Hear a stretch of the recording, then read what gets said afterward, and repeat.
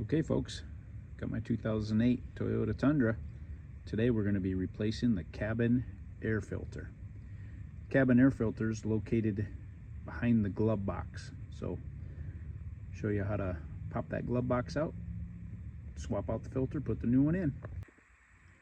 These are the brand of cabin air filters that I use in my truck, and I'll have a link down below. Okay, here's our glove box. I'm going to open this up, and the first thing you need to do is we've got this plunger right here.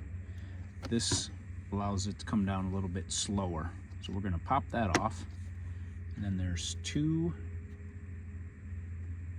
little devices that are part of the glove box that allow that to go up and down but stop it. You can see how it really drops down now with that plunger out, but there's one on this side, and then there's another one right there on this side.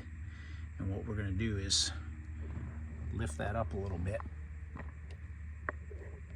Get my camera situated here. Okay, so I lift that up a little bit, and then I push in with both of my hands, and that comes right out. And gotta be careful on that. That's gonna drop. And we got our new filter here. You can see that it says airflow with an arrow. So we just want to pay attention to that when we take the old one out and put the new one on. In and in here, a little better view. Got this door, and there's two clips you just need to push in, and that will release. A little tricky to do that with one hand. There it goes. Now you can see the old filter right here, airflow going up. So we just pop that out, put the new one in.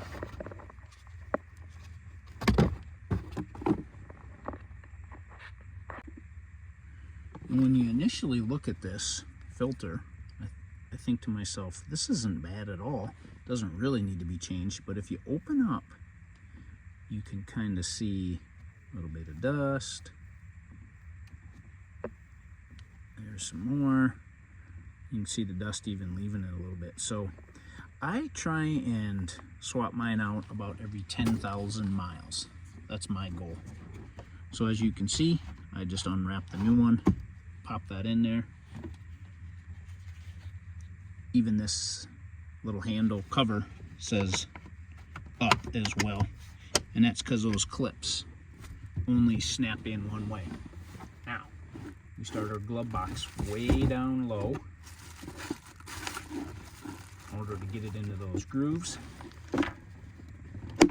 Pop that up, and then I'll just put that plunger back in, and we're all set.